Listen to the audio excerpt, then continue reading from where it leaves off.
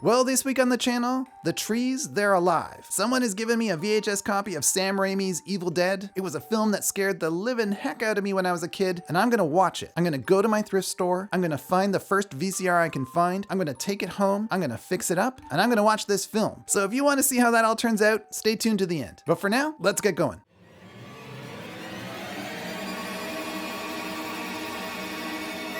So I don't know if all of you know this, but VHS horror is kind of a thing. There are a lot of people who collect VHS horror films. It is by far and away the most collectible genre of VHS tapes out there. So I can already hear a lot of you saying, well, it's just silly nostalgia. People just want to collect them because, I don't know, they watched them as kids and they can't let go. Sure, some of that is a contributing factor here. But fact is, there's two other reasons that are kind of more practical for why people generally collect VHS horror films. The first one has to do with the fact that many films from the VHS era were really, really low budget, particularly in the horror genre, and they just never made the jump to DVD or Netflix or Blu-ray. If you want to watch these films, in many cases, VHS is your only choice. The other big reason people like to collect VHS tapes is because of the cover art. To understand that, you need to understand a little bit about how the video store worked. Someone would enter the store. They wouldn't always know what they wanted to watch that night. They'd walk through the aisles and they'd grab what caught their attention. In that process, the cover is the key. If your cover would get the attention of someone meandering through the aisles of a video store, that means they might pick it up, flip it over, read the back, and get sold on the idea of renting your movie. Huge budget films would dominate the main shelves that were up by eye level. If you made a low budget, small, less significant, independent horror film, just trying to make a name for yourself as a director or a producer, your film, your one copy of your film, would end up on a shelf down around people's shins. Way down there, it better have a good cover. Or no one's watching it. It wasn't long before the people who made these films started to figure that out, and they started getting really creative with the cover art. And a lot of people get really connected to some of the cover art from this genre just because it's so amazing. So there you go. It's not just about nostalgia, the horror VHS genre. There are some practical reasons for collecting it too. So I decided I was gonna find a VCR, fix it up, and watch this movie. This particular machine I found at my local thrift store. It was $9.99. I plugged it in, turned it on, it powered up. I figured that was good enough for me. I took it home and decided it was pretty dirty. I was gonna have to clean the outside, but I should also take a look on the inside just to make sure the capacitors were okay and that the heads weren't as filthy as the outside of this thing. So just a word to the wise, anytime you open up any piece of electronics, you want to make sure you're working within your skill set and that you're comfortable with it. Capacitors can hold electricity inside of them, even after you unplug the item, so you want to be really careful about that. I'm pretty confident I can clean this guy out, so I'm going to open up the top and take a look. A couple of screws, and the top just pops right off. If you have never looked inside a VCR, you must do it. They are amazing pieces of technology. I know, like, people say, oh, the quality is terrible and why would you watch that? Just watch a VCR with the top off and a tape in it playing. It's awesome. It is amazing to see all of the working parts and how it all worked. For 20 years, people watched movies this way. I'm pretty sure nobody even knew what was going on inside the thing, but it is a thing of absolute beauty. And luckily this one, which for the record is a Panasonic PV V4612-K, works great. It's actually quite clean inside. All of the capacitors are intact. They're not leaking. They're not bulging. All of the heads look pretty good. I think I'm just gonna give it a little clean and see if the tape will play. So basically to do that, I blow it out with some compressed air. There's actually not that much dust inside. Somehow, some way the outside was completely filthy, but not much of that made it through the vents of the body of the VCR, so the inside's really good. Basically what I want to do is clean anywhere where the tape might make contact. So in this case, there's an erase head, which I believe is this. There's an audio head, which is way over on the other side. I'm going to clean that too. And then there's the main play head, which is this big silver drum right in the middle. Anywhere else in the VCR where the tape is going to make contact, where there's moving parts, I'm going to make sure to clean that as well. There's a couple of little rollers and things.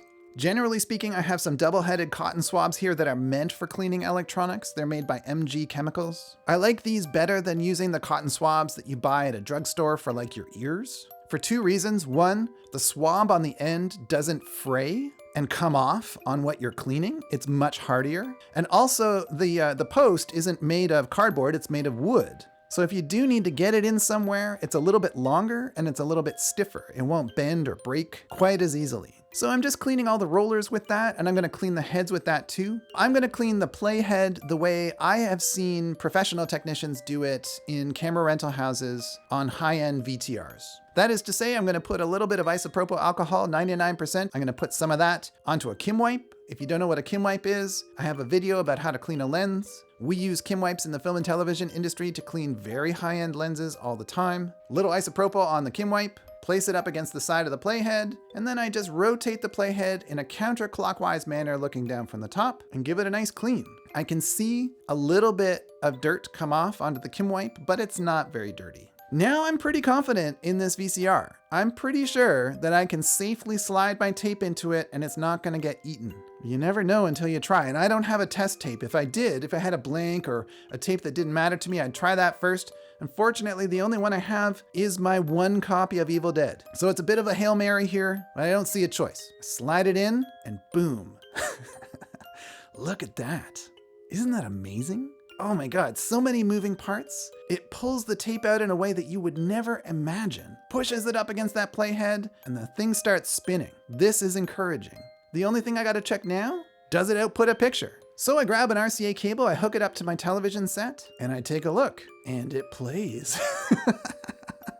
It's so exciting. I can't believe I'm gonna watch a copy of Sam Raimi's Evil Dead on VHS. For some reason, this just feels great. So look, I can't show you scenes from the film. I don't think YouTube will let me do that. It is a really seminal film, and they use some filmmaking techniques that are extremely, extremely versatile and thoughtful, strapping cameras to bicycles and boards and doing whatever they could to make an almost no-budget film look interesting. And I think they succeeded in that. For me, that's the draw with a film like this. It's a serious, serious underdog. It is amazing that a film made by 20-year-olds in the very early 80s, right out of film school, is still being watched today and still compels and frightens people today. Did it scare me just as much as when I was 12? Yeah, I think it did. I think it stands the test of time. It's a classic horror film. It's a Pandora's box. Don't go there. Don't open it. What are you doing? Oh my God. It's that kind of film. And if you really enjoy that kind of horror film, this is an important one to watch. So yes, there are problems with Evil Dead. There's no question. Yes, it could offend a lot of people. You should know that before you watch it. But there are merits to it, and there are things to be learned from it. So for that reason, I'm glad I watched it again. Am I gonna keep collecting VHS horror? I don't know.